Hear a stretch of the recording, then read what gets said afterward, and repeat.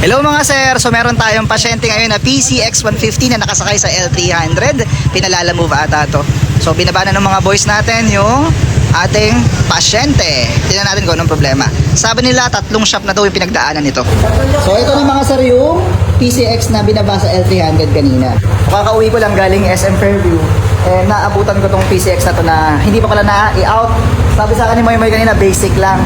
So subukan natin mga sir. Ano ba yung mga chances na naglolo ko itong PCX 150 na hindi nagsa-start?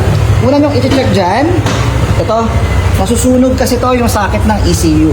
So, in this case mga sir, nasunog na yung socket niya pero nakarekta naman siya at maganda naman yung pagkakagawa ng mekaniko na unang gumawa. Pangalawa, na i-check nyo, is yung tinatawag na brake switch.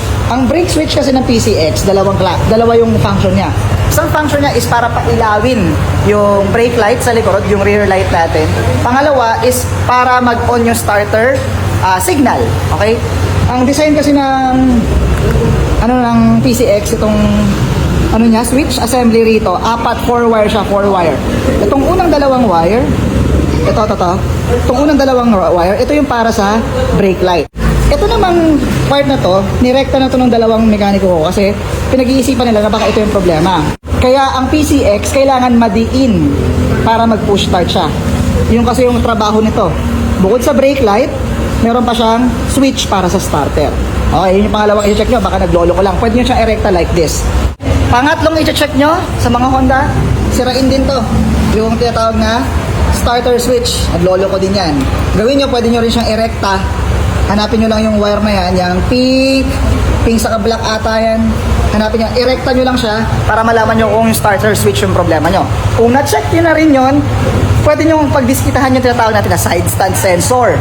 May sensor yung side stand natin, kapag hindi nag-start yung motor nyo, double check nyo rin yan. So gamit tayo ng diagnostic tool mga sir. Problema kasi nito is ayaw niya mag-push start. So subukan natin mga sir ha. Nakarekta na to no? Nakarekta na. Dapat pag pinush start ko yan, nagsa-start na itong PCX pero wala, hindi nag-click yung relay. So pasukin natin yung diagnostic tool, then makikita nyo mga sir itong side stand nya nakarekta na. Mga kayo po ba ito ginagawa?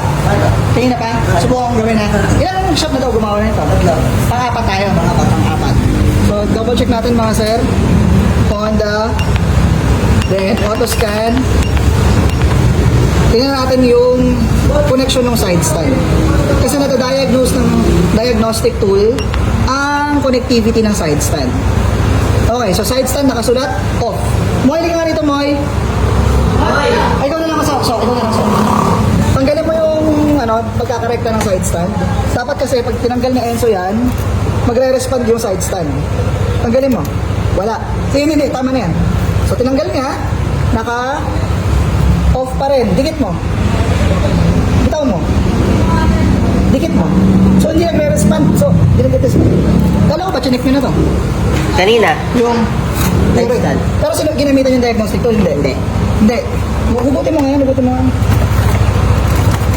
Baka mamaya, sira yung mismo sakit eh. Ayun o. So, hindi ko napansin.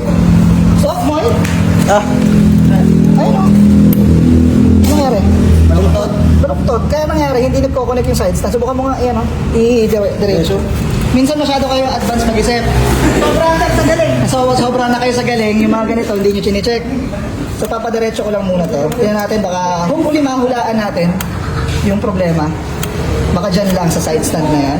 So, dapat, pag kinonect na Enzo yan, at pinagdikit niya ulit yung wire, magre-respond yung side stand. Sige, dikit yung wire. Yun o, tanggal. Dikit. So nagre-respond ta. So rekta mo na yan. Ilang oras mo ginagawa to. Nakapag-SM na ako lahat. Sige, push start. Aba naman talaga. I-rev. Super advanced. Super advanced mag-isip. Super advanced mag-isip. So yun mga sir, nahuli natin, side stand lang yung problema. So yun lang, basics lang palagi. Ba't di nagsa-start? Connection sa ECU, baka nasusunog sa Honda PCX, ADB, nasusunog yan. Sa click, nasusunog din yan. Pareho ng Aerox, yung tinatawag namin na Horror 12. Pwede rin sa brake switch, pwede rin sa push button, pwede rin sa, yung panghuling-huli, side stand. So kaya hindi pala nakiklik yung relay, it's because of that. Meron pa pala ako sa nagawa before, ADV naman. Ang sira niya is itong starter relay. So, minsan pagdiskitahan nyo rin to, yung sa mga mekaniko natin dyan. So sana may natutunan kayo today? Yes sir! Pwede nang kuhanin bukas. Basic!